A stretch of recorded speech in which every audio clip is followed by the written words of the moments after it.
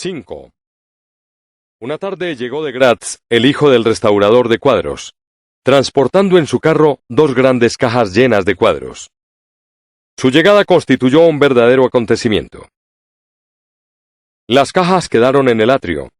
Los criados se encargaron del joven y lo acompañaron a la cocina para que le dieran de cenar.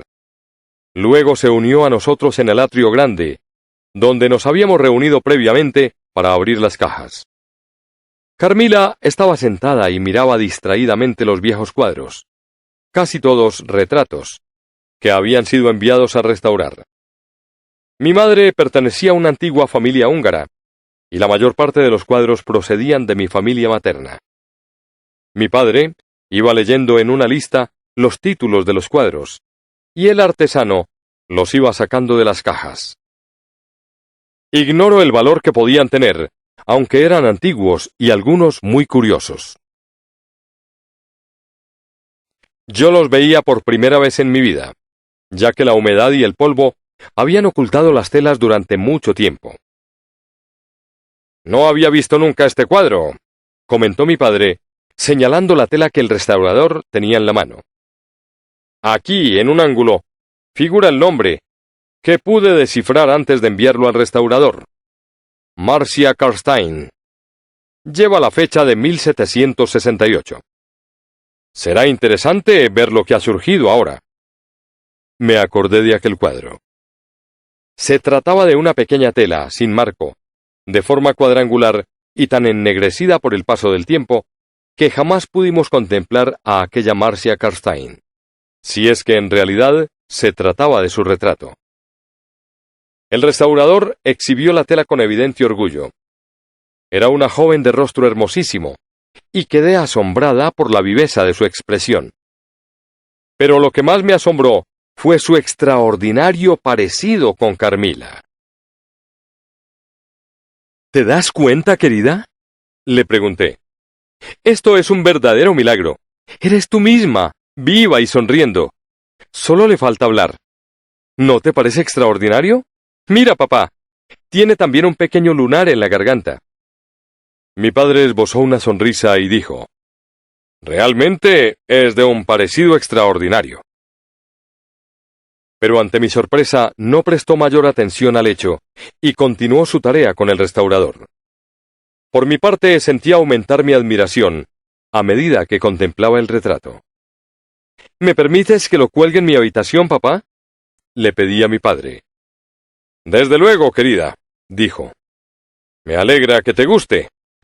Debe ser más hermoso de lo que yo creía, si es que se parece tanto a tu amiga». Carmila no pareció haber oído el cumplido. Estaba retrepada en un sillón, y me contemplaba fijamente con sus hermosos ojos, con la boca ligeramente entreabierta y sonriendo como en éxtasis. «Ahora sí que puede leerse bien el nombre», dije. «No es Marcia. Parece escrito con letras de oro. El nombre es Mircala, condesa de Karstein. Encima del nombre hay una pequeña corona, y debajo una inscripción: Anno Domini 1698. Yo desciendo de los Karstein». «¡Ah!», exclamó lánguidamente Carmila. «También yo creo que soy una descendiente lejana de esa familia. ¿Viven aún algunos de sus miembros?». «No creo que exista nadie que lleve el apellido. La familia quedó extinguida a raíz de la guerra civil hace muchísimo tiempo. Las ruinas del castillo se encuentran a solo unas leguas de aquí». «Muy interesante», murmuró distraídamente Carmila. «Pero mira qué hermoso claro de luna tenemos hoy». Miró a través de la entornada puerta. «¿Y si fuésemos a dar un paseo?». «Esta noche me recuerda la de tu llegada», dije. Carmila suspiró, esbozando una sonrisa. Se puso en pie y salimos al patio cogidas por la cintura. Anduvimos lentamente y en silencio hasta el puente levadizo. Ante nuestros ojos se extendía una hermosa llanura, bañada por la luz de la luna. «¿De modo que recuerdas aún el día de mi llegada?», me susurró Carmila al oído. «¿Te alegra tenerme aquí?». Soy muy feliz, querida Carmila, respondí. Y has pedido que te dejaran colgar aquel cuadro en tu habitación, murmuró mi amiga con un suspiro. Luego me apretó más estrechamente con el brazo que ceñía mi talle y apoyó su cabeza en mi hombro. ¡Qué romántica eres, Carmila!, exclamé. Cuando me cuentes la historia de tu vida, estoy segura de que será como si me leyeras una novela de amor. Me besó silenciosamente. Estoy convencida, Carmila, de que has estado enamorada, proseguí, y me atrevería a afirmar que sigues preocupada por algún asunto amoroso. Nunca me he enamorado, y nunca me enamoraré, afirmó Carmila, a no ser que me enamore de ti. A la luz de la luna, aparecía más hermosa que nunca. Tras dirigirme una extraña y tímida mirada, ocultó la cara en mi cuello, entre mis cabellos, respirando agitadamente. Parecía a punto de estallar en sollozos, y me apretaba la mano temblando. Su mórbida mejilla quemaba contra la mía. Murmuró: «Querida, yo vivo en ti, y tú morirás en mí. Te quiero tanto». Me separé de ella.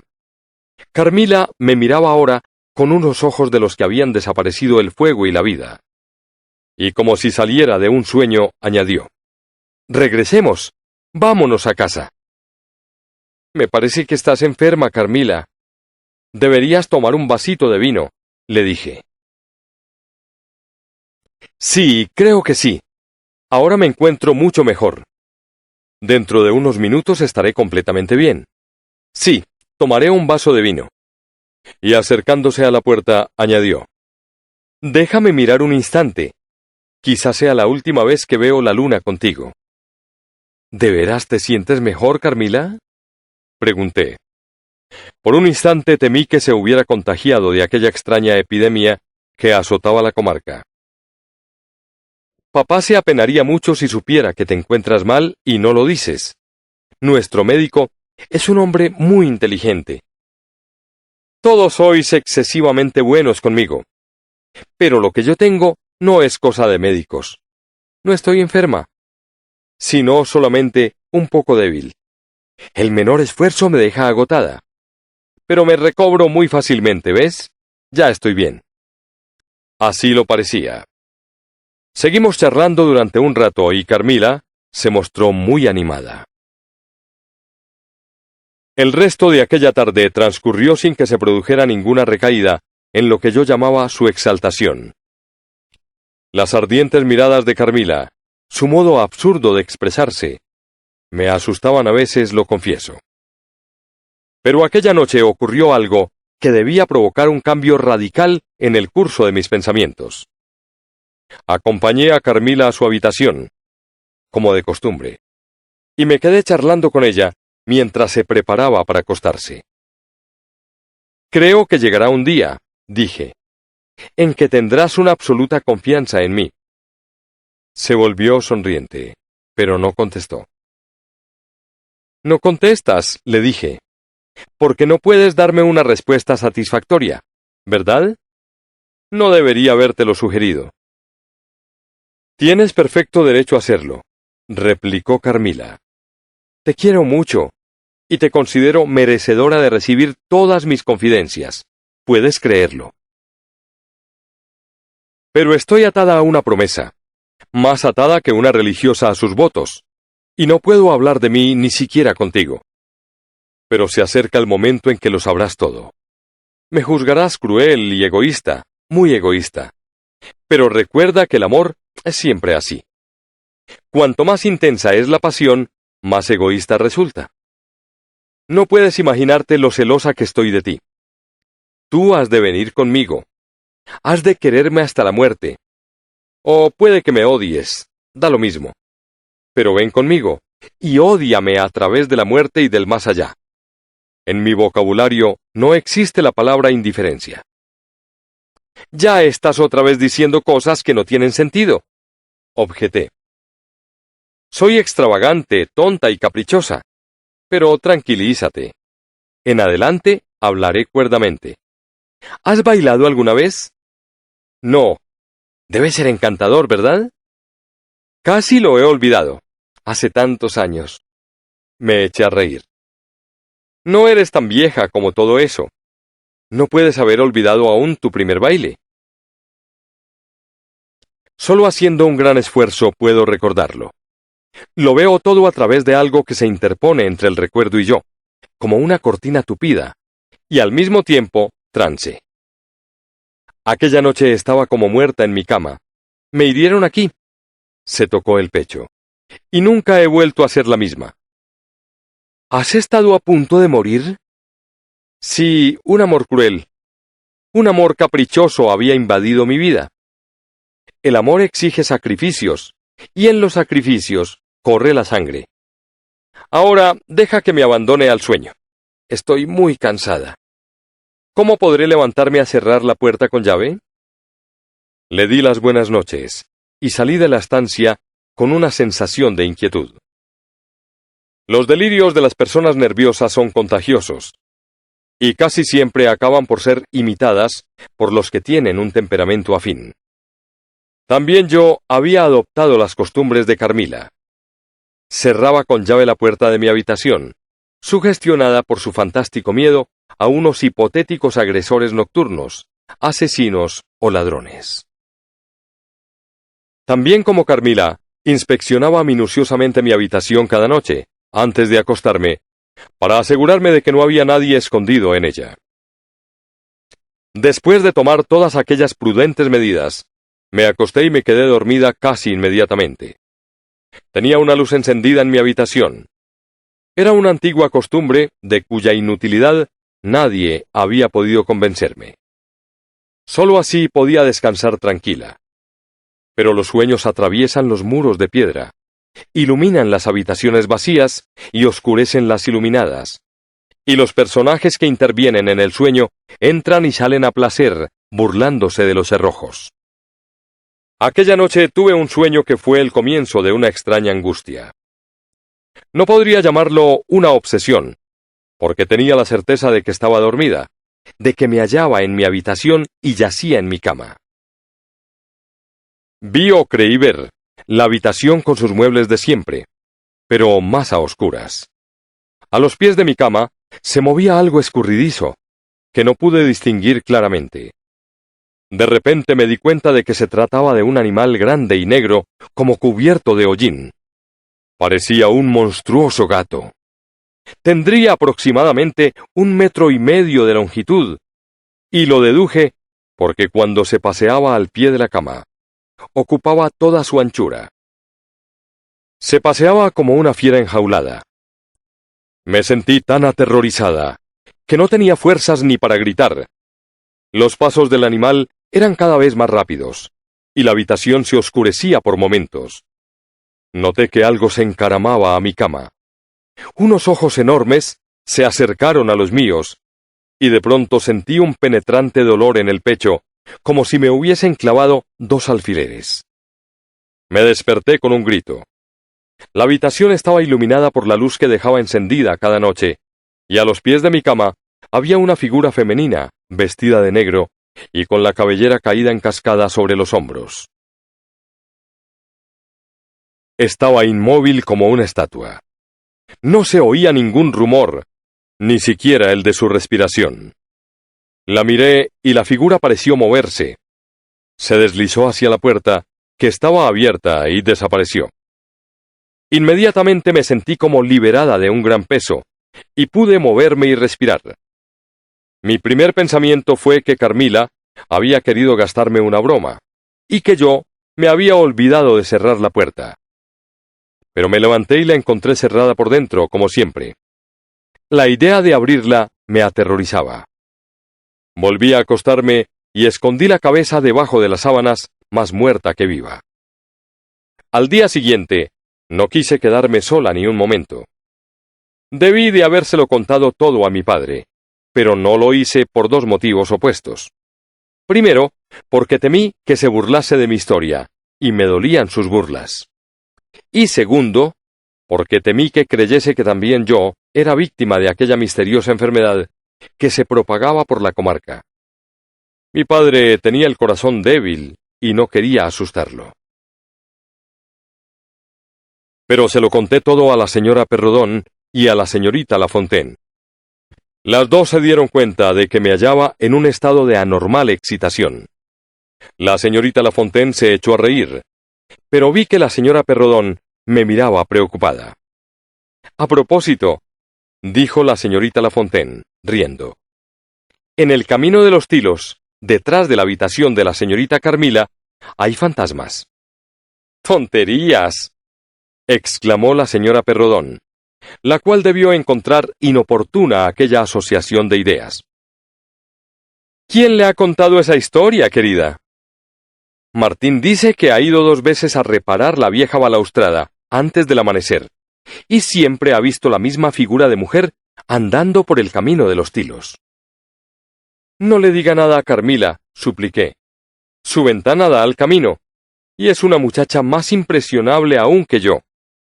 Aquel día Carmila se levantó más tarde que de costumbre. Esta noche me he asustado mucho, dijo. Estoy segura de haber visto algo horrible. Menos mal que tenía el amuleto que le compré al pobre jorobado. Y pensar que lo traté tan mal. He soñado que una cosa negra se acercaba a mi cama y me he despertado aterrorizada. Durante unos segundos he visto realmente una figura negra al lado de la chimenea.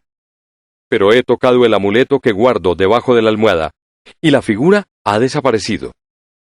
Estoy convencida de que si se hubiese acercado más, habría terminado degollada como aquellas pobres mujeres. Bien, escucha lo que voy a contarte. Le conté mi aventura nocturna. Pareció asustarse. ¿Y tenías el amuleto contigo?, me preguntó. No. Lo metí en un jarrón de porcelana del salón, pero esta noche me lo llevaré a la cama, ya que tú crees tanto en su eficacia. 6. Después de tanto tiempo, no acierto a comprender cómo pude dominar mi terror y dormir sola en mi habitación aquella noche. Recuerdo perfectamente que puse el amuleto debajo de mi almohada, y que me quedé casi inmediatamente dormida, con un sueño mucho más profundo que la noche anterior. También la noche siguiente fue tranquila. Dormí profundamente y sin sueños. Pero me desperté cansada y melancólica, aunque no puedo decir que fuese una sensación desagradable. También yo he pasado una noche magnífica, me dijo Carmila por la mañana. He cosido el amuleto a mi camisón.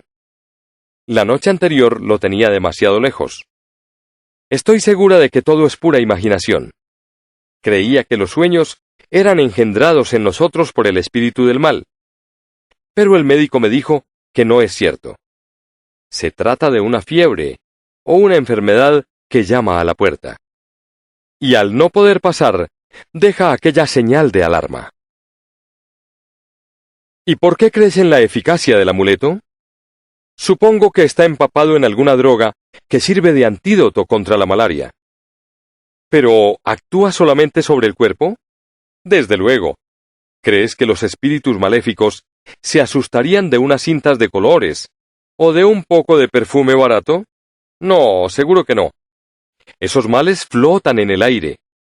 Atacan primero a los nervios y luego infectan el cerebro. Pero antes de que puedan instalarse definitivamente, el antídoto entra en acción y los destruye. Estoy convencida de que ese ha sido el efecto del amuleto.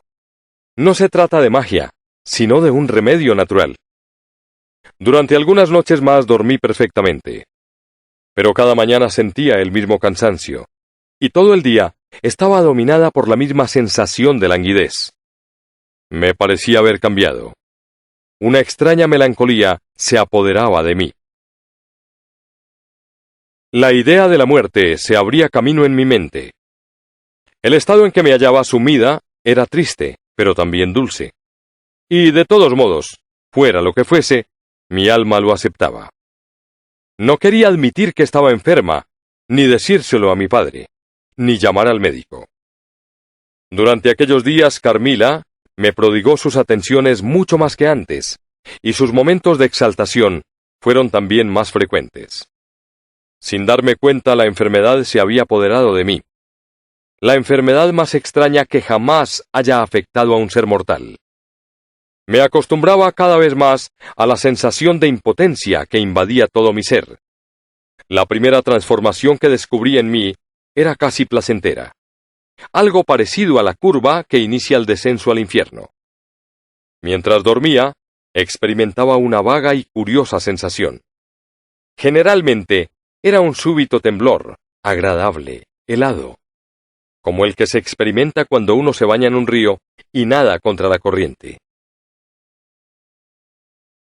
Una serie de sueños que parecían interminables seguían al temblor, pero eran sueños tan confusos que nunca conseguía recordar, después, ni el escenario, ni los personajes, ni sus actos. Me dejaban una sensación de terror y de cansancio, como si acabara de realizar un gran esfuerzo mental o de correr un grave peligro. Los únicos recuerdos que me quedaban de todos esos sueños eran la sensación de haber permanecido en un lugar tenebroso, la de haber conversado con gente a la que no podía ver, y el eco de una voz femenina, tan profunda, que parecía hablarme desde muy lejos. Una voz que me intimidaba y me sojuzgaba siempre. A veces sentía el roce de una mano que me acariciaba las mejillas. Otras la presión de unos labios ardientes que me besaban, más apasionadamente a medida que los besos descendían hacia mi garganta. Allí sentía el último beso. Mi corazón latía más deprisa. Mi respiración se hacía más entrecortada. Luego, experimentaba una sensación de ahogo, y en medio de una terrible convulsión, perdía la conciencia. Estos terribles hechos me sucedían ahora 3 veces a la semana, y dejaban en mí una profunda huella. Estaba pálida. El círculo morado que rodeaba mis ojos era cada vez más visible, y mi languidez aumentaba día a día. Mi padre me preguntaba frecuentemente si me encontraba mal, pero con una obstinación que ahora me parece inexplicable, le aseguraba una y otra vez que estaba perfectamente bien. En cierto sentido era verdad. No sentía dolor alguno, ni podía quejarme de ningún malestar físico. Mi dolencia me parecía imaginaria, y por penosos que fueran mis sufrimientos, los cultivaba amorosamente y en secreto. Carmila se quejaba de sueños y de sensaciones febriles parecidas a las mías, aunque menos alarmantes. Si hubiera sido capaz de comprender mi situación, habría pedido ayuda y consejo de rodillas. Pero el narcótico de una influencia insospechada obraba en mí, y mis sentidos estaban embotados. Hablaré ahora de un sueño que me condujo a un extraño descubrimiento. Una noche, en vez de la solitaria voz que oía en el vacío, oí otra voz más dulce y más tierna, y al mismo tiempo más terrible, que decía: «Tu madre te advierte que tengas cuidado con el asesino». En el mismo instante apareció inesperadamente una luz, y vi a Carmila de pie cerca de mi cama, embutida en su blanco camisón completamente manchado de sangre. Me desperté sobresaltada, convencida de que Carmila había sido asesinada. Salté de la cama pidiendo socorro. La señora Perrodón y la señorita Lafontaine salieron de sus habitaciones, alarmadísimas, y encendieron una lámpara del rellano de la escalera.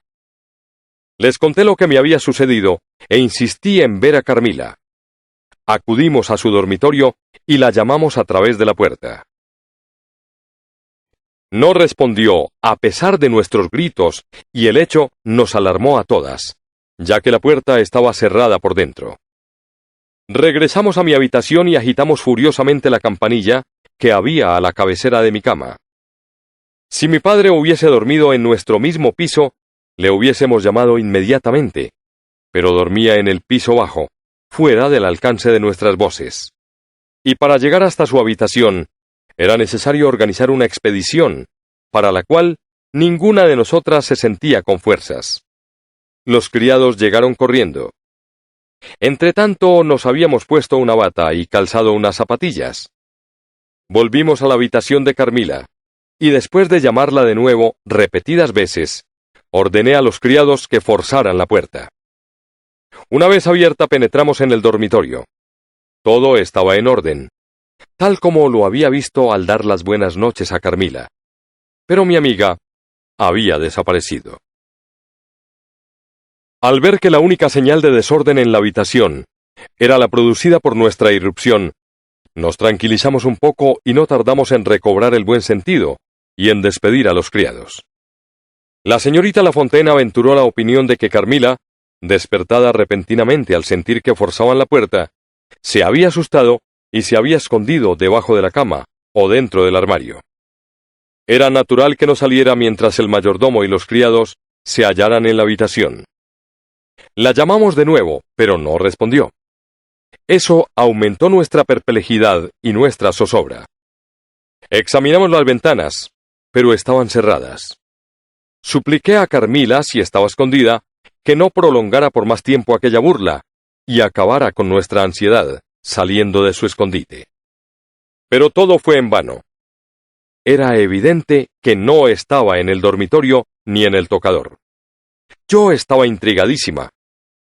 Tal vez Carmila había descubierto un pasadizo secreto.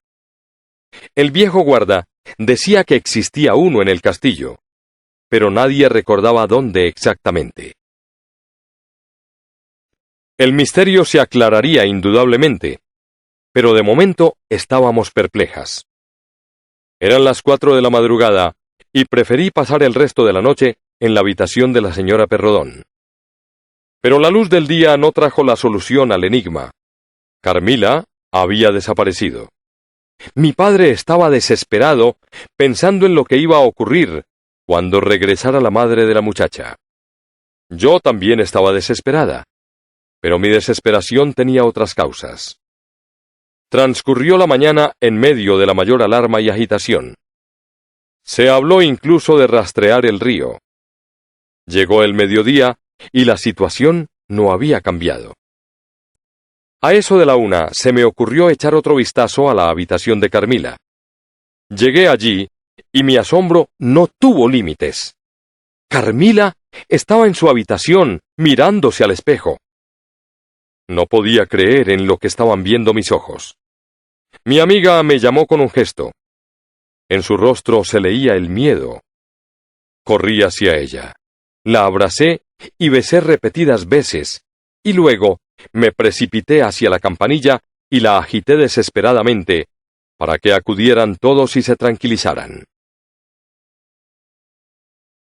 «Querida Carmila», exclamé, «¿qué te ha sucedido? ¿Dónde has estado?» «Ha sido una noche prodigiosa», me respondió.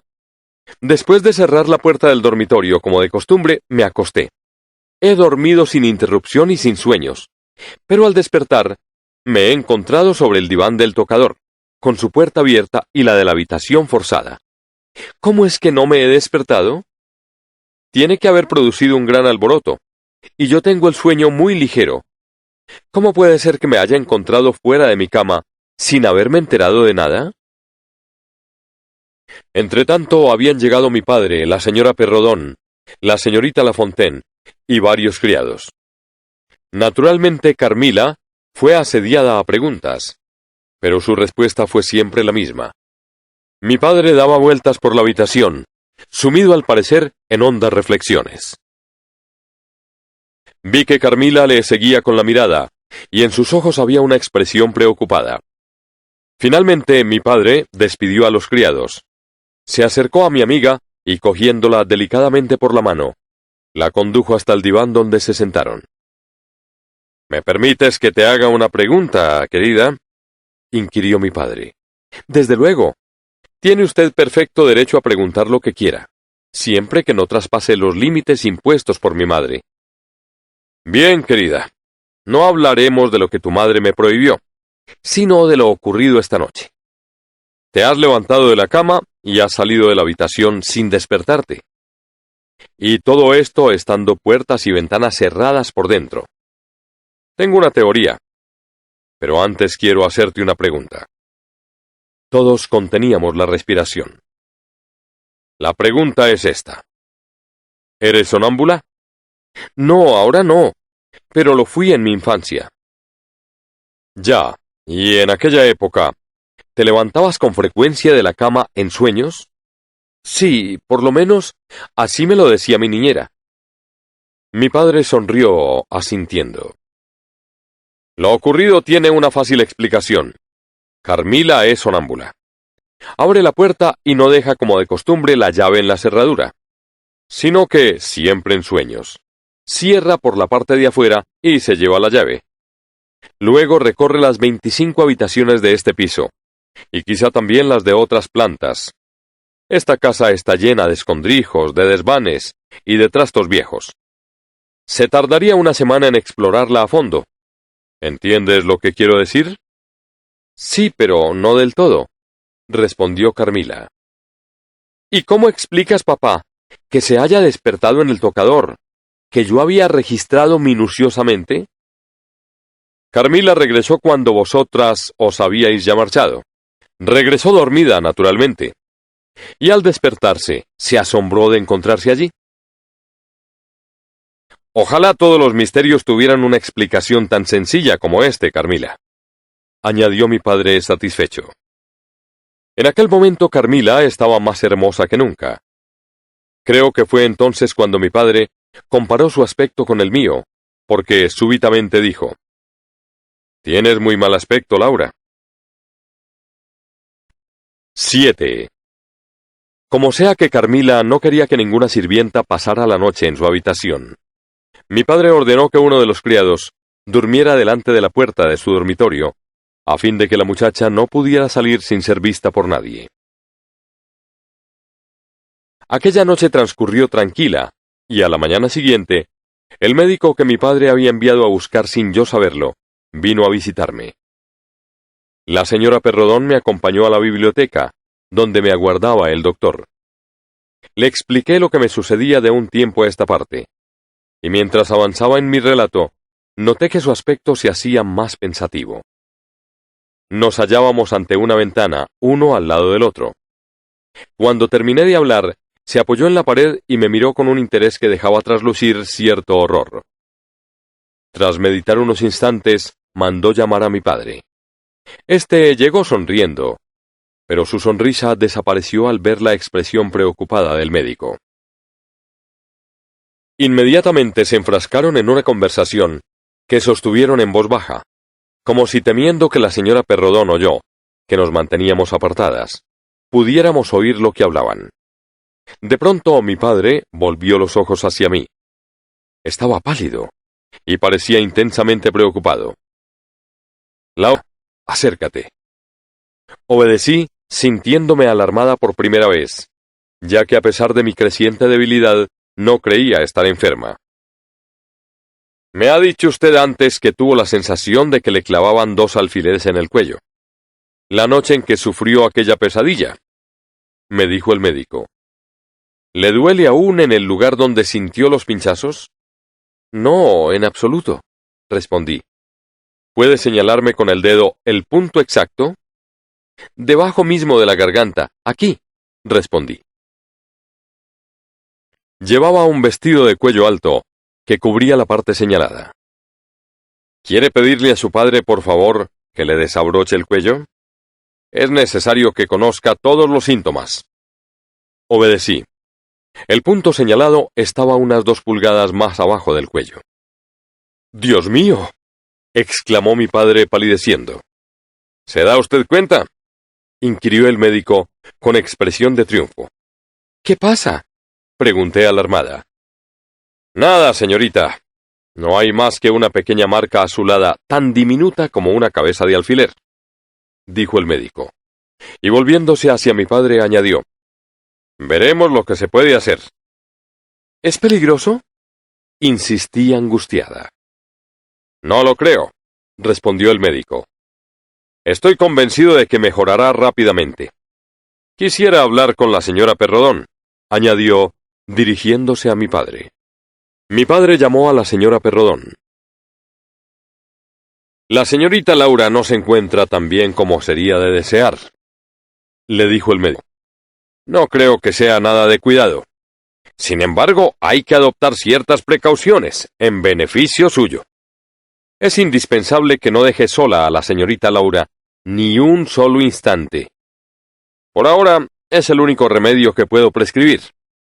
Pero deseo que cumpla mis instrucciones al pie de la letra, ¿entendido?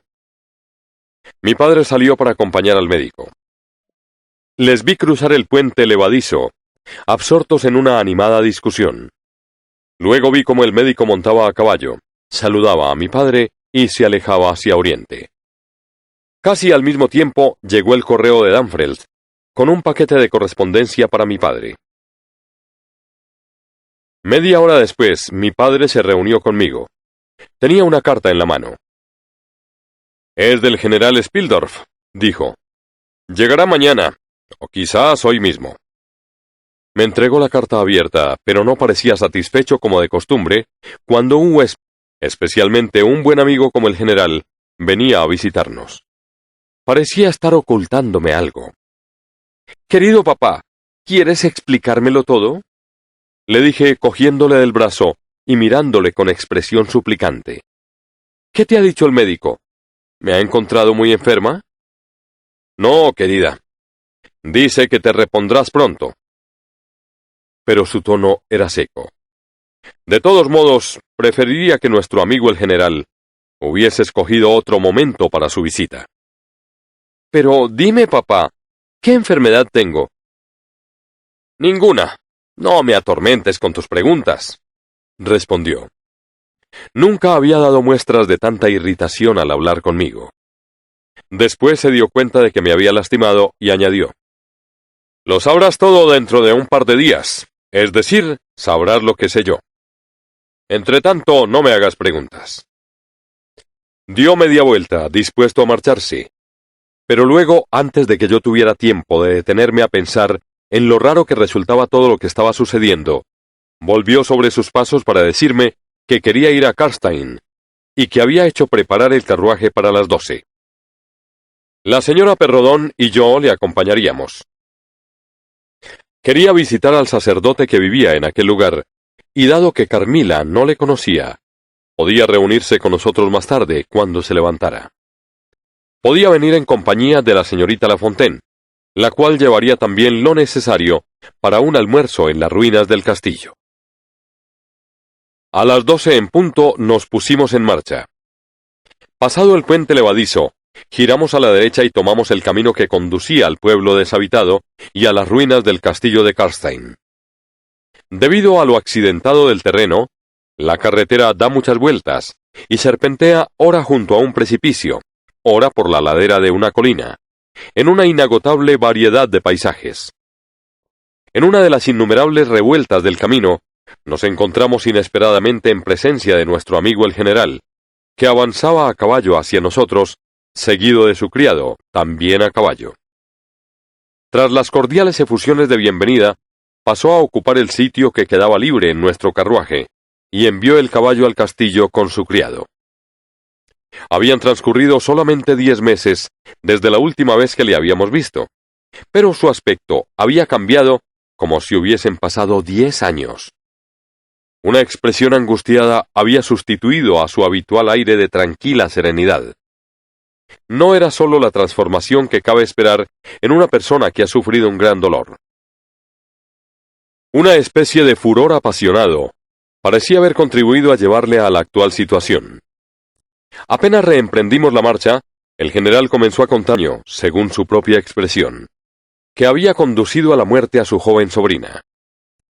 De repente se dejó arrastrar por una ola de furor y de amargura, profiriendo invectivas contra las artes diabólicas de que había sido víctima.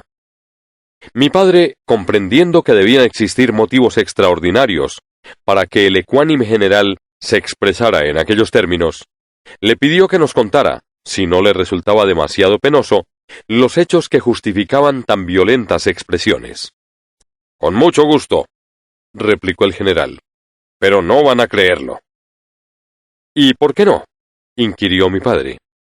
«Porque usted, amigo mío, solo cree en lo que responde a sus prejuicios y a sus ilusiones. También yo era como usted, pero ahora he aprendido algo más». «Póngame a prueba», insistió mi padre. «Soy menos dogmático de lo que usted cree. Además, me consta que usted basa siempre sus opiniones en pruebas fehacientes, y por lo tanto estoy dispuesto a respetar sus conclusiones. Tiene usted razón. Si he llegado a creer en la existencia de hechos prodigiosos, no ha sido a la ligera. Y puedo asegurarle que he sido víctima de una verdadera conspiración sobrenatural. Vi que mi padre, a pesar de su promesa, miraba al general con ojos que reflejaban evidentes dudas acerca de la capacidad intelectual de su viejo amigo. Afortunadamente el general no se dio cuenta. Miró con ojos impregnados de tristeza el paisaje selvático que se extendía ante nosotros. ¿Van ustedes a las ruinas de Karstein?, preguntó. Curiosa coincidencia. Precisamente quería pedirles que me acompañaran allí. Quiero examinarlas detenidamente. ¿Es cierto que hay una capilla en ruinas, con numerosas tumbas de aquella extinguida familia? Sí, y son muy interesantes, respondió mi padre. ¿Se propone usted quizá reivindicar su propiedad? Mi padre hizo aquella pregunta en tono de broma, pero el general respondió completamente en serio. «De ningún modo», exclamó secamente. «Tengo la intención de exhumar algunos ejemplares de aquella hermosa raza. Espero, con la ayuda de Dios, llevar a cabo un piadoso sacrilegio que librará a la tierra de algunos monstruos y permitirá dormir tranquilamente a personas de bien que tienen derecho a acostarse en paz, sin que sobre sus cabezas penda la amenaza de unos malvados asesinos». Mi padre le miró de nuevo, pero esta vez no había desconfianza en su mirada, sino que trataba de ser penetrante y perspicaz. «La casta de los Karstein», dijo, «se extinguió hace mucho tiempo, 100 años por lo menos. Mi mujer descendía de los Karstein por línea materna, pero el apellido y el título desaparecieron hace casi un siglo. El castillo está en ruinas y el pueblo deshabitado. Hace más de 50 años que no sale humo por sus chimeneas. Eso es lo que me han contado, exactamente. Y otras asombrarán. Pero será mejor que lo cuente siguiendo un orden lógico. ¿Recuerda usted a mi sobrina? Era la muchacha más hermosa del mundo, y hace solo 3 meses estaba aún viva. Mi padre apretó afectuosamente la mano del general. Las lágrimas llenaron los ojos del anciano, que no trató de ocultarlas. Mi sobrina era el consuelo de mi vejez, y ahora todo ha terminado. No me queda mucho tiempo de vida, pero con la ayuda de Dios, confío en que antes de morir podré prestar un gran servicio al género humano. La cosa empezó así. Mi sobrina se preparaba con impaciencia para visitarles a ustedes. En el curso de aquellos preparativos, fuimos invitados a una fiesta ofrecida por mi viejo amigo, el conde de Karlofed, cuyo castillo dista unas 6 leguas del de Karstein. La noche en que empezó mi desgracia, se celebró un fastuoso baile de máscaras. El parque del castillo estaba iluminado con farolillos de colores, y los fuegos artificiales fueron de una magnificencia nunca vista. ¡Y qué música! Usted sabe que la música es mi debilidad. Las mejores orquestas del mundo y los mejores cantantes de ópera europeos. Nunca había asistido a una fiesta tan brillante, ni siquiera en París. Mi querida sobrina estaba hermosísima. No iba disfrazada. La emoción y la alegría ponían en su rostro un encanto indefinible. Me di cuenta de que otra joven, que vestía lujosamente y llevaba un antifaz, miraba a mi sobrina con especial interés. La había visto ya al comienzo de la velada, en la terraza del castillo. Estaba cerca de nosotros y su actitud demostraba un vivísimo interés. La acompañaba una dama, vestida con el mismo lujo y también cubierta con un antifaz, que tenía el aire autoritario de una persona de rango. En aquel momento estábamos en un salón. Mi pobre sobrina había bailado mucho y descansaba sentada en una silla cerca de la puerta. Yo estaba sentado junto a ella. Las 2 damas se acercaron a nosotros y la más joven ocupó una silla vacía al lado de mi sobrina, en tanto que la de más edad venía a sentarse junto a mí. Empezó hablando consigo misma, como si estuviera refunfuñando. Luego, aprovechándose de la impunidad que le confería el antifaz, se dirigió a mí en el tono de una antigua amiga, llamándome por mi nombre. Sus palabras excitaron mi curiosidad. Se refirió a las numerosas ocasiones en que nos habíamos encontrado, en la corte o en alguna casa elegante. Hizo alusión a incidentes que yo no recordaba, pero que al serme citados por ella, acudieron de nuevo a mi memoria. Sentí que mi curiosidad iba en aumento. Deseaba ardientemente saber quién se escondía detrás de aquel antifaz, mientras la dama parecía divertirse con el juego. Entretanto, la joven, a la cual la dama de más edad llamaba con el extraño nombre de Milarca, había entablado conversación con mi sobrina. Se presentó a sí misma diciendo que su madre era una antigua amiga mía. Elogió el vestido que llevaba mi niña y alabó discretamente su belleza. La divirtió con sus agudas observaciones acerca de la gente que se apiñaba en el salón, y al poco rato charlaban como si se conocieran de toda la vida. Luego la joven desconocida se quitó el antifaz. Tenía un rostro bellísimo, de facciones tan agradables y seductoras que resultaba imposible escapar a su atractivo. Mi pobre sobrina quedó seducida al instante.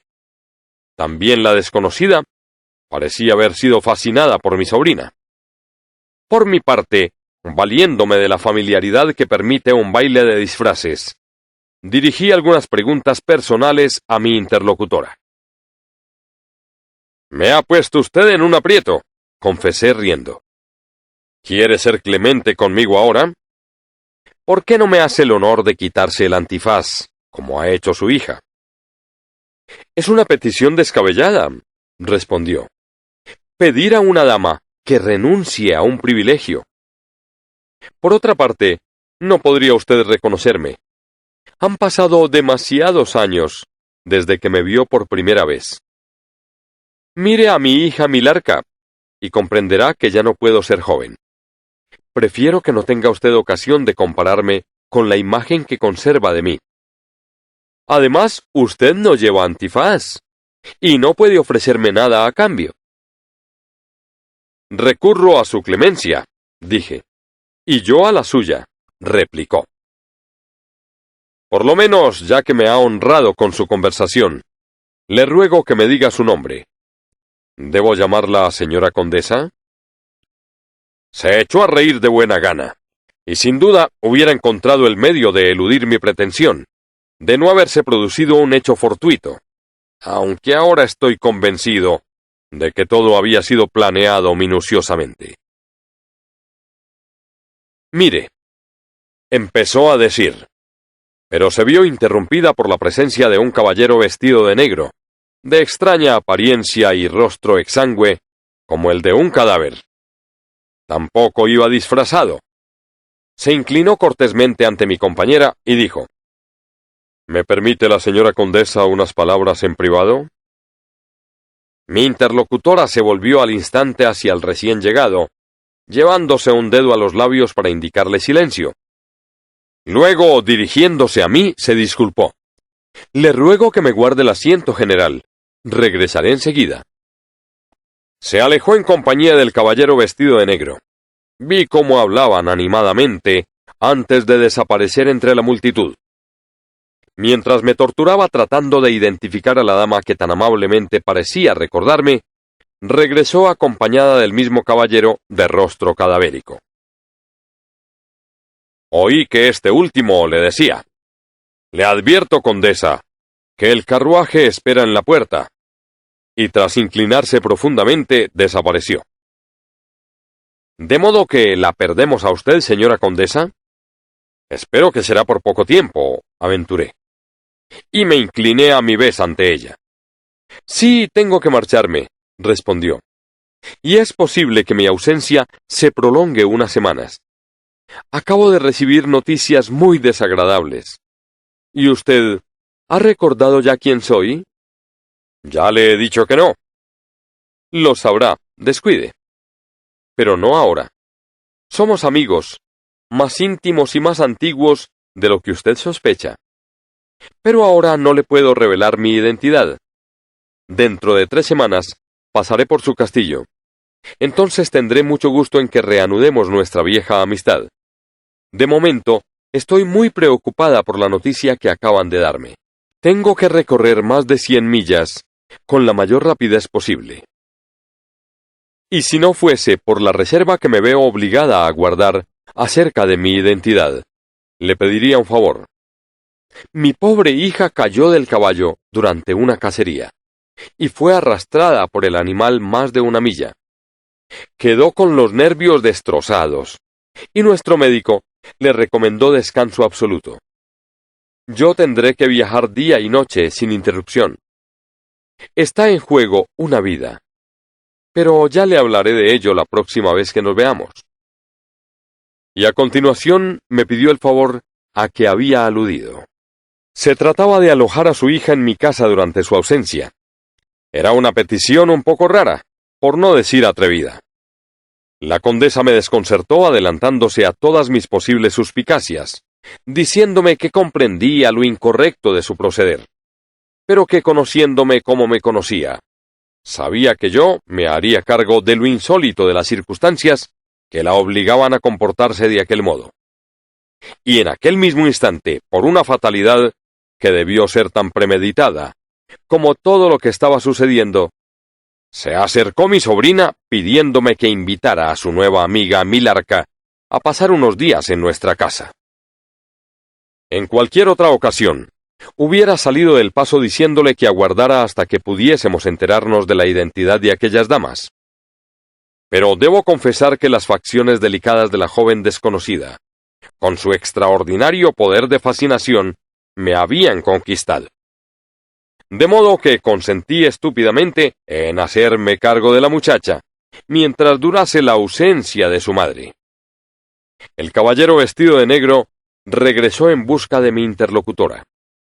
Lo último que me pidió la dama fue que no tratara de averiguar la identidad de la joven hasta su regreso. Luego susurró algunas palabras al oído de su hija. La abrazó fríamente y se alejó acompañada del fúnebre personaje. A la mañana siguiente, Milarca se instaló en nuestra casa. En el fondo me sentía satisfecho de haber encontrado a una joven tan agradable para que hiciera compañía a mi sobrina. Pero no tardó en surgir el reverso de la medalla. Al principio, Milarca se quejaba de una gran debilidad. Estaba aún convaleciendo del accidente que había sufrido y no salía de su habitación antes del mediodía. Luego descubrimos de un modo casual que, a pesar de que cerraba siempre la puerta de su habitación con llave, no estaba en ella todas las horas que la creíamos allí. Un día de madrugada, la vi andar bajo los árboles, en dirección a oriente.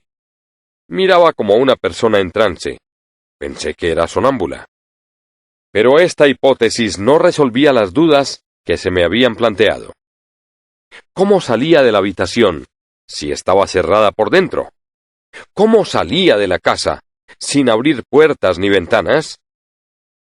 Mientras me debatía en esta situación contradictoria, se me presentó una preocupación más grave.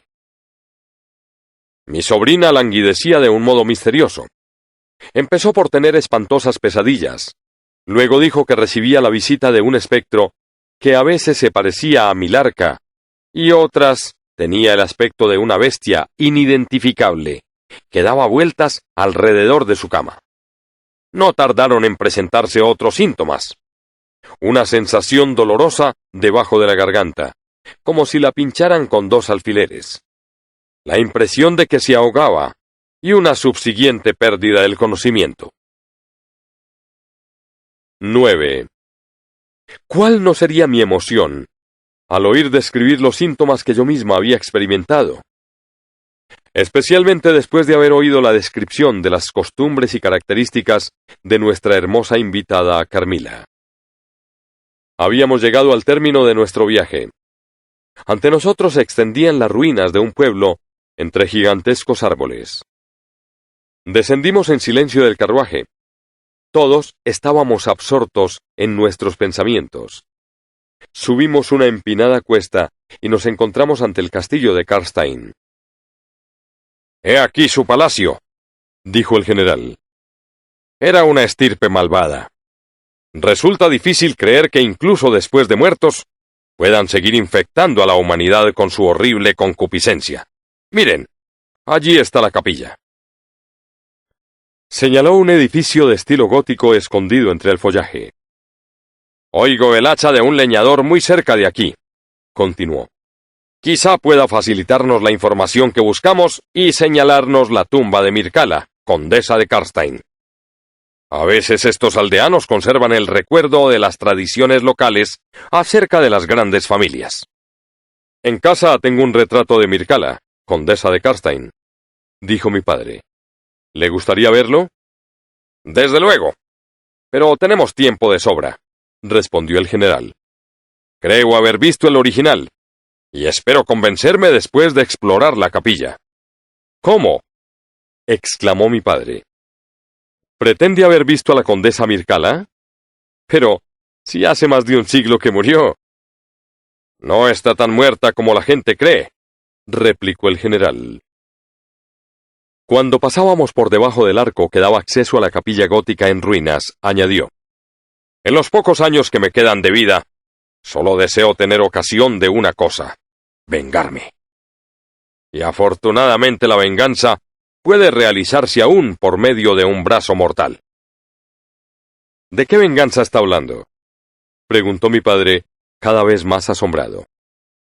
Quiero cortar la cabeza del monstruo, respondió el general en un acceso de cólera, golpeando el suelo con el pie y alzando sus manos como si empuñara un hacha invisible y la blandiera ferozmente en el aire. ¿Qué es lo que dice?, gritó mi padre. Le cortaré la cabeza con un hacha, con una hoz, con cualquier herramienta que pueda servir para rebanarle el cuello a un criminal. ¡Mirad!, gritó temblando de rabia. Esta madera servirá de cepo. Veo que su hija está cansada. Déjela reposar. Me dejé caer sobre un bloque de madera medio oculto entre los hierbajos que salían por entre las losas del pavimento de la capilla. Entretanto el general llamó al leñador que estaba podando las ramas secas de los árboles, muy cerca de allí. Se nos acercó un viejo fornido, que llevaba un hacha en la mano, pero resultó que no sabía nada acerca de aquellas ruinas. Sin embargo, nos informó que conocía a un guarda forestal que vivía a unas leguas de distancia, y que podría hablarnos de todas y cada una de las piedras de la capilla. ¿Hace mucho tiempo que trabaja usted en este bosque?, le preguntó mi padre. Hasta hace poco tiempo he sido leñador a las órdenes del guarda forestal. Mi padre, mi abuelo y toda mi familia, durante generaciones, hemos tenido el mismo oficio. Podría mostrarles las casas en que vivieron mis antepasados. ¿Por qué quedó deshabitado el pueblo? Porque recibía la visita de los espectros. Parece ser que los persiguieron hasta sus tumbas, exhumaron los cadáveres con los medios acostumbrados y fueron destruidos en la forma habitual, decapitados, traspasados con un palo y quemados. Sin embargo, muchos aldeanos habían perdido la vida. A pesar de todos los esfuerzos que se hicieron, a pesar de abrir tantas tumbas y de privar a tantos vampiros de su horrible existencia, el pueblo no quedó totalmente libre de la influencia diabólica. Pero un noble moravo, que vino a estudiar esta parte del país, oyó hablar de estos hechos, y siendo experto en la materia como otros muchos compatriotas suyos, se ofreció para librar al pueblo de aquella obsesión. Y he aquí lo que hizo. Una noche de luna llena, trepó a la torre de la capilla poco después de ponerse el sol. Se quedó allí de guardia hasta que vio salir al vampiro de la tumba y despojarse de su blanco sudario para dirigirse al pueblo, a fin de atormentar a sus habitantes. Una vez se hubo alejado el vampiro, el extranjero descendió de la torre, recogió el sudario y volvió a encaramarse a su observatorio. Cuando el vampiro regresó de su expedición y no encontró el sudario en el lugar donde lo había dejado, empezó a aullar, enfurecido por la pérdida de su atavío fúnebre. El moravo entonces llamó al vampiro y le desafió a que subiera a lo alto de la torre para recuperar su sudario. El vampiro aceptó el reto y empezó a trepar por el campanario. Pero cuando estaba a punto de alcanzar la cima, el moravo le golpeó con su sable en la cabeza, partiéndole el cráneo en dos y haciéndole caer al fondo de la capilla. Luego bajó de la torre, decapitó al vampiro, y al día siguiente entregó la cabeza y el cuerpo a los aldeanos, que lo atravesaron con un palo y lo quemaron, según las reglas establecidas para estos casos. El noble moravo estaba autorizado por un documento de la familia Karstein a cambiar el emplazamiento de la tumba de la condesa Mircala, cosa que hizo, sin que nadie sepa el lugar donde está enterrada actualmente. ¿Puede usted decirme dónde estaba antes?, preguntó el general. Pero el leñador debía tener un trabajo urgente, porque olvidándose de recoger su hacha, se marchó sin contestar a la pregunta. Y mi padre y yo nos quedamos a escuchar el final del relato del general. Mi querida sobrina empeoraba a ojos vista. El médico ignoraba la naturaleza exacta de su enfermedad. Al darse cuenta de mi preocupación, propuso una consulta con uno de los mejores médicos de Graz. Era un hombre que conocía a fondo su profesión y tenía mucha experiencia.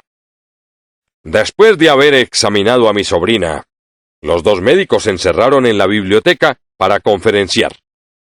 Desde la habitación contigua pude oír sus voces, de un tono mucho más violento de lo que cabía esperar en una discusión puramente científica. Llamé a la puerta y entré. El viejo médico de Graz defendía su teoría. Su colega la impugnaba con evidente ironía, y de cuando en cuando no podía evitar el reírse francamente de las sugerencias de su colega. Mi entrada interrumpió la discusión. «General», me dijo nuestro médico, «parece ser que mi ilustre colega opina que tenemos más necesidad de un brujo que de un médico». «Perdone», replicó el viejo médico de Graz, con evidente disgusto. «Daré mi opinión, y a mi modo, en otra ocasión. De momento siento decirle que mi intervención no puede ser de ninguna utilidad. De todos modos, antes de marcharme, tendré el honor de hacerle una sugerencia». Se sentó ante una mesa y empezó a escribir. Parecía que la consulta no había dado resultado alguno. Me estaba paseando por el jardín, sumamente agitado, cuando se me acercó el viejo médico de Graz. Se disculpó por molestarme, y me dijo que en conciencia no podía marcharse sin ofrecerme una explicación. Dijo que tenía la seguridad de no equivocarse. No existía ninguna enfermedad con aquellos síntomas, y la muerte de mi sobrina era inminente. Le quedaba solamente un día, tal vez 2 de vida. Si lograba detener el proceso fatal, quizá pudiese recobrar las fuerzas. Pero, en su estado actual, bastaría otro ataque para extinguir la última llama de vida. ¿Y de qué naturaleza es el ataque a que alude usted?, le pregunté. En esta nota se lo explico todo. Llame a un sacerdote y abra y lea la carta solamente en su presencia. Puede que no la comprenda, pero tenga en cuenta que es una cuestión de vida o muerte. Si no encuentra un sacerdote inmediatamente, puede leerla usted solo. En los alrededores no había ningún sacerdote, por lo que me decidí a leer la carta. En cualquier otro momento me hubiese reído de su contenido, pero ¿a cuántas charlatanerías se somete uno cuando está en una situación apurada, cuando todos los medios conocidos han fracasado y está en peligro la vida de un ser querido? El médico decía en su carta que la enferma recibía la visita de un vampiro. Las punzadas que había notado en la garganta habían sido producidas por los dientes afilados y largos de uno de aquellos horripilantes seres. No cabía la menor duda, añadía, dando el lugar donde se habían producido los pinchazos, que se trataba de la mordedura típica de un vampiro, cosa que confirmaría cualquier experto. Yo era bastante escéptico en lo que respecta a la existencia de fantasmas y vampiros en general. En aquel momento, al pensar en la teoría expuesta por el anciano médico, me dije a mí mismo que una gran erudición y una despejada inteligencia pueden ir aliadas con la locura. Pero estaba tan desesperado que decidí seguir las instrucciones contenidas en la carta. Me escondí en el tocador que comunicaba con el cuarto de la pobre enferma, alumbrada toda la noche por una vela, y esperé a que mi sobrina se durmiera. A través de la rejilla situada encima de la puerta del tocador, miraba el sable que había colocado sobre una mesa por prescripción del médico. Al cabo de un rato, vi una forma oscura que se arrastraba a los pies de la cama y que se lanzaba súbitamente al cuello de mi sobrina, al tiempo que se transformaba en una gran masa palpitante. Me quedé como petrificado por espacio de unos segundos. Luego abrí la puerta del tocador. Empuñé el sable y me acerqué a la cama. El monstruo se dejó caer al suelo y se quedó inmóvil junto al lecho. Me miraba fijamente, con una expresión de ferocidad en sus pupilas. A pesar de lo horrible de su aspecto, pude reconocer a Milarca. Descargué el sable con todas mis fuerzas, pero el monstruo estaba ya junto a la puerta, ileso. Corrí detrás de él, pero desapareció como por ensalmo. Mi sable se rompió contra la puerta. No sé cómo describir lo que sucedió aquella horrible noche. Todos los moradores de la casa se despertaron y se pusieron en movimiento. El espectro de Milarca había desaparecido, pero su víctima se agravó rápidamente y a primeras horas de la madrugada falleció. El anciano general estaba descompuesto. Mi padre y yo permanecimos en silencio. Al cabo de un rato mi padre avanzó por la capilla, leyendo cuidadosamente las inscripciones de las lápidas. El general por su parte se había apoyado en el muro y se enjugó los ojos con un pañuelo. Las voces familiares de Carmila y de la señorita Lafontaine, que en aquel momento se acercaban, me reanimaron. De repente, por debajo de un arco rematado por uno de aquellos monstruos grotescos que brotaban de la imaginación de los antiguos escultores góticos, vi aparecer la seductora figura de Carmila.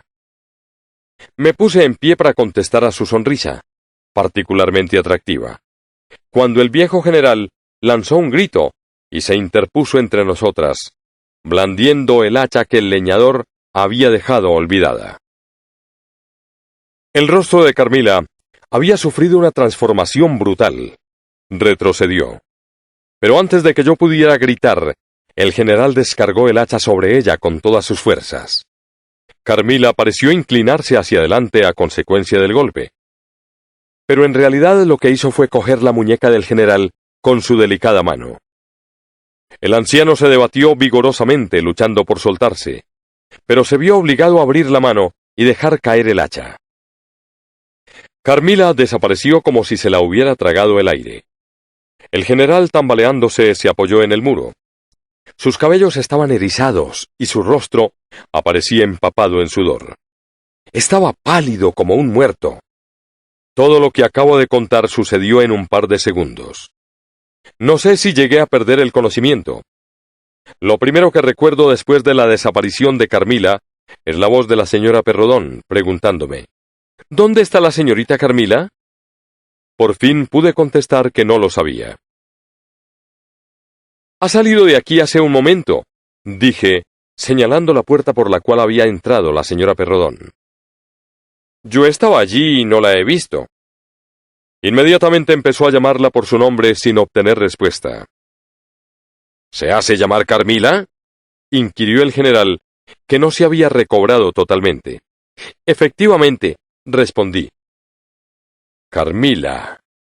Milarca», murmuró el general. «No cabe ninguna duda. Es la misma que en otro tiempo se llamó Mircala de Karstein. Querida Laura, márchese inmediatamente de esta tierra maldita. Creo que no verá nunca más a Carmila». Mientras el general pronunciaba estas palabras, entró en la capilla uno de los hombres más extraños que he visto en mi vida. Era alto, delgado, muy cargado de hombros y vestía de negro. Tenía la tez morena y surcada de profundas arrugas.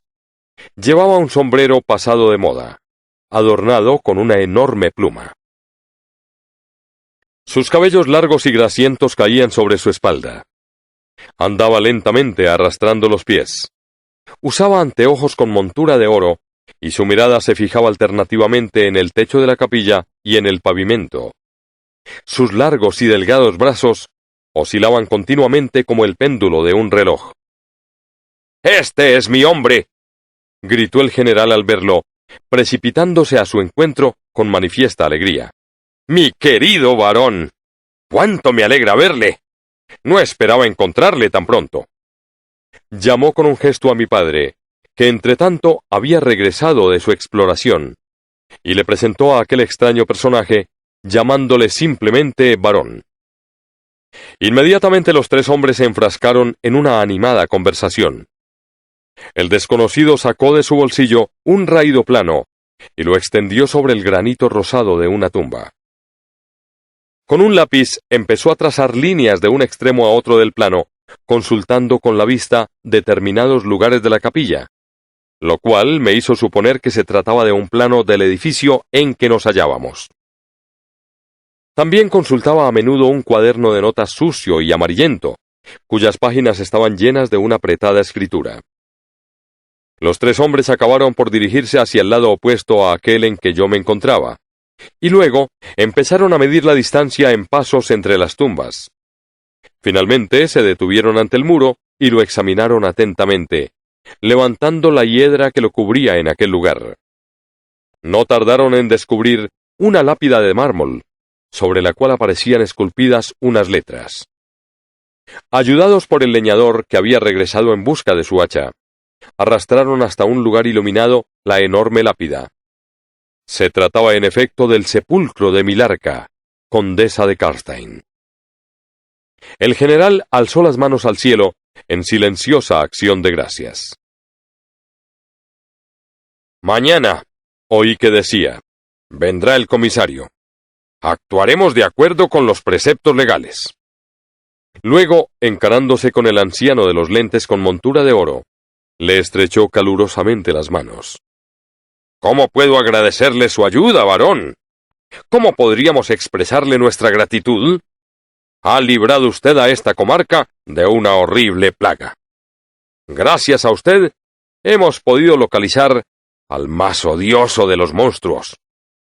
Mi padre se acercó a mí y me abrazó y besó repetidas veces. «Ya es hora de que regresemos a casa», dijo. Sus palabras sonaron a mis oídos como música celestial, pues nunca me había sentido tan cansada como en aquel momento. Una vez en el castillo, mi satisfacción se trocó en espanto al descubrir que no había noticias de Carmila. No me dieron ninguna explicación acerca de lo que había ocurrido en las ruinas del castillo, y era evidente que mi padre prefería por el momento conservar el secreto. La ausencia de Carmila, que en aquellas circunstancias resultaba de lo más siniestro, me tenía en vilo, y mi inquietud aumentó con los preparativos que se hicieron para pasar aquella noche. 2 sirvientas, además de la señora Perrodón, se quedaron en mi habitación, en tanto que mi padre y uno de los criados montaban guardia ante la puerta. Al día siguiente tuvieron lugar en la capilla de Karstein, con las formalidades de rigor, los actos previstos. Se abrió la tumba de la condesa de Karstein. El general y mi padre reconocieron en ella a la bellísima y pérfida invitada. A pesar de que llevaba enterrada más de 150 años, sus facciones estaban llenas de vida. Tenía los ojos completamente abiertos. El cadáver no parecía haber sufrido el proceso de descomposición. Los 2 médicos que asistían a la ceremonia atestiguaron el hecho prodigioso de que el cadáver respiraba, aunque muy débilmente, y que era posible captar los leves latidos de su corazón. Los miembros conservaban su flexibilidad y la carne era elástica. El féretro de plomo estaba lleno de sangre, que empapaba al cadáver. Se trataba de un caso irrefutable de vampirismo. De acuerdo con las antiguas prácticas, alzaron el cadáver y atravesaron su pecho con una estaca. Luego le cortaron la cabeza, y del cuello seccionado brotó un chorro de sangre. A continuación colocaron el cuerpo y la cabeza sobre un montón de leña y le prendieron fuego, hasta que no quedó más que un montón de cenizas. Las cenizas fueron dispersadas a los 4 vientos, y a partir de entonces, la región quedó libre de vampiros. Mi padre conserva una copia del informe de la Comisión Imperial, con la firma de todos los que presenciaron aquella horrible ceremonia. De este documento oficial, he copiado la descripción de la macabra escena. No he contado estos hechos serenamente. Oh, no. No puedo pensar en aquellos sucesos sin sentirme profundamente trastornada. Si no me lo hubieran solicitado tantas veces, nunca me hubiese decidido a escribir la historia de unos sucesos que destrozaron, quizá para siempre, mis nervios, proyectando la sombra de aquel horror indecible que, a pesar de los años transcurridos, continúa acosándome día y noche, haciéndome insoportable la soledad. Añadiré algunas palabras acerca del extraño barón de Bonderburg, gracias a cuya erudición fue posible el descubrimiento de la tumba de la condesa Mircala. Vivía en Graz, de una pequeña renta, todo lo que le quedaba de la fortuna de su familia, y se dedicaba al estudio del vampirismo en todas sus formas.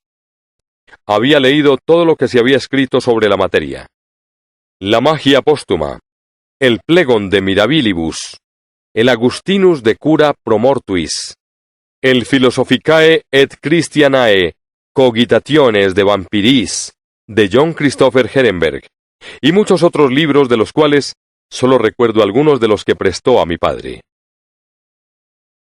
Tenía un voluminoso archivo de todos los casos judiciales incoados por vampirismo, y de ellos había deducido algunos principios fundamentales acerca de los vampiros. Por ejemplo, la palidez mortal que se atribuye a esa clase de espectros es pura ficción literaria. En realidad, tanto en la tumba como cuando se muestran públicamente, tienen un aspecto saludable. Cuando se abre su féretro, aparecen las mismas señales que demostraron que la condesa de Karstein, fallecida siglo y medio antes, era un vampiro. Lo más inexplicable era, y sigue siendo, cómo pueden salir de su tumba y regresar a ella. La doble vida de los vampiros se mantiene gracias al sueño cotidiano en la tumba. Su monstruosa avidez de sangre de seres vivos les proporciona la energía necesaria para subsistir durante las horas de vigilia. El vampiro está propenso a ser víctima de vehementes pasiones, parecidas a las del amor, ante determinadas personas. Para obtener su sangre, pone en juego una paciencia infinita, y recurre a toda clase de estratagemas, a fin de superar los obstáculos que le separan del objeto deseado. No desiste de su empresa, hasta que su pasión ha sido colmada, y ha podido sorber la vida de la codiciada víctima. Matrimonio con ella, prorrogando su placer criminal con el refinamiento de un epicúreo. Pero con más frecuencia, se encamina directamente a su objetivo, vence por la fuerza y devora a su víctima en un solo festín.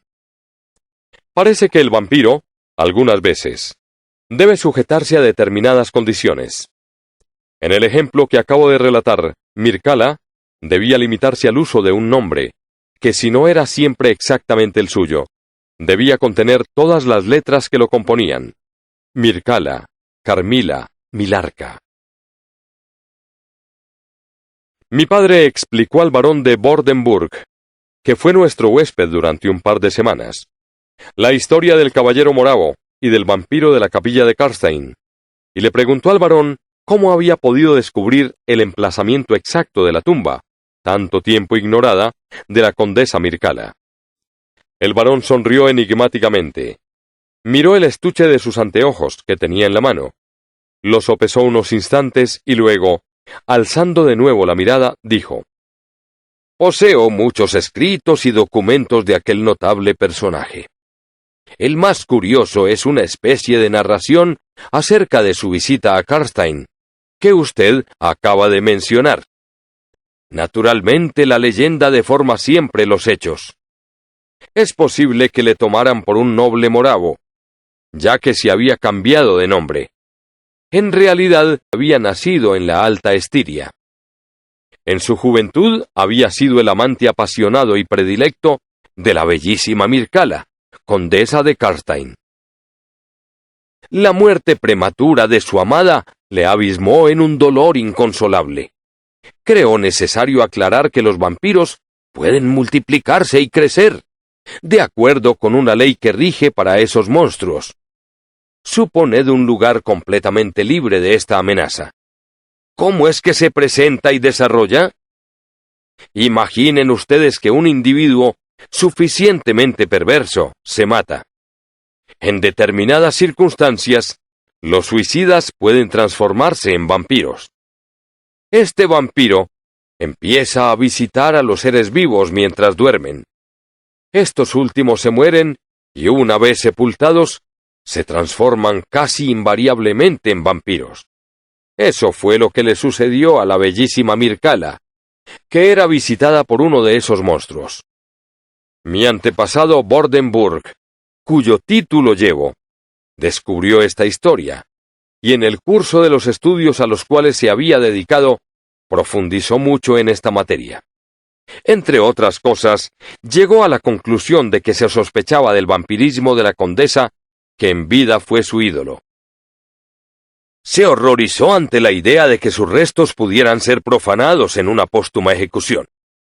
Dejó un curioso documento que demuestra que el vampiro, una vez privado de su doble existencia, queda condenado a otra aún más terrible, y decidió en consecuencia preservar de esa posibilidad a su amada Mircala.